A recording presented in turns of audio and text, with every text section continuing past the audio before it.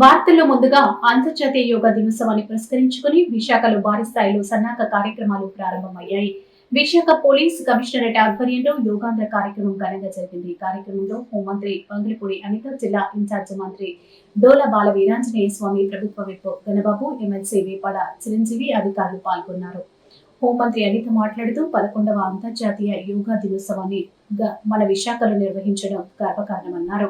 యోగం అనేది శరీరానికి మాత్రమే కాకుండా మనసుకు కూడా ఆరోగ్యాన్ని ఇస్తుందని, యోగా మన జీవన విధానంలో భాగం కావాలని సూచించారు.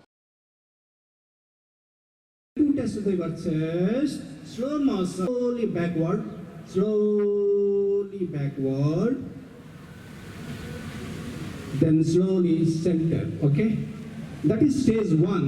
Of stage 2, side to side. Okay, then same, take a deep inhalation. ప్రపంచ చరిత్రలో విశాఖపట్నం సిటీ ఒక అద్భుతాన్ని సృష్టించబోతుంది. దానికి నాంది మొన్ననే మనం ఇక్కడ అధికారికంగా లాంచింగ్ ప్రకటన చేశాం. యోగాంధ్రప్రదేశ్ 2025 యోగాంధ్ర కార్యక్రమంలో భాగంగా రాష్ట్ర వ్యాప్తంగా ప్రజల్లో చైతన్యం కలిగించటం, ఒక స్ఫూర్తి నింపే ఉద్దేశంతో ఒక్కొక్కరోజు ఒక్కొక్క జిల్లాలో ఒక్కొక్క థీమ్తో ముందుకెళ్తా ఉన్నాం. ఈ విశాఖలో జరిగేటువంటి యోగాంధ్రకి ఇప్పుడే హోమ్ మినిస్టర్ గారు పోలీసుల యొక్క స్థైర్యం, ధైర్యం, విధులు చెప్తూ పోలీస్ శాఖ ఈరోజు ఇక్కడ 5,000 మందితో యోగాంధ్ర కార్యక్రమం పార్టిసిపేట్ చేస్తుంటే స్వయాన ఆ శాఖ మంత్రి గారు పాల్గొనడం కూడా ఇక్కడ గొప్ప విశేషం, అదృష్టంగా భావిస్తున్నాం. ఒక వ్యవస్థ, ఆ వ్యవస్థ ఎలాంటిదంటే ప్రపంచానికే బహుమతిగా అందించిన యోగా వ్యవస్థని ఈరోజు అంతర్జాతీయ యోగా దినోత్సవం సందర్భంగా విశాఖని వేదికగా చేసుకొని నేను ఇక్కడికే వస్తాను, ఇక్కడే యోగా దినోత్సవం జరుపుకుంటానని సాక్షాత్తు ప్రధానమంత్రి నరేంద్ర మోడీ గారు అతని నోటి నుంచి అతనే చెప్పారంటే ఒక్కసారి విశాఖపట్నానికి ఇందాక మన పెద్దలు చెప్పినట్టుగా ప్రపంచ పటంలో ఎలాంటి స్థానం లభించిందో మనందరం కూడా తెలుసుకోవచ్చు.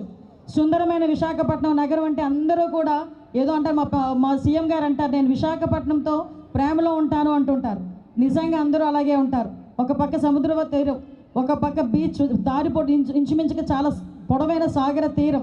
ఇలాంటి సాగర తీరంలో ఇలాంటి ప్రమోషన్ కనుక వస్తే డెఫినెట్గా ప్రపంచవ్యాప్తంగా ప్రజలందరూ కూడా యోగాకి కనెక్ట్ అవుతారు.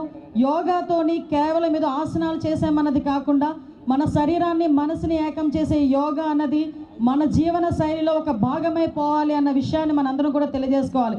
ఎప్పటి నుంచో పూర్వీకుల నుంచి వస్తున్న యోగా ఈ టైంలో వచ్చేసరికి ఇందాక మన విష్ణుకుమార్ రాజు గారు అన్నట్టుగా పిజ్జాలు, బర్గర్ల దగ్గర నుంచి మళ్ళీ రిపిటేషన్, మళ్ళీ స్కిల్ లాగే మళ్ళీ ఈరోజు యోగాకి ఒక ప్రాధాన్యత సంతరించుకుంది.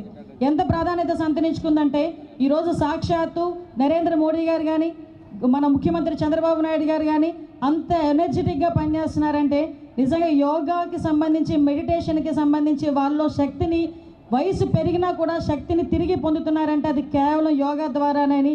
బెస్ట్ ఎగ్జాంపుల్ ఎవరినో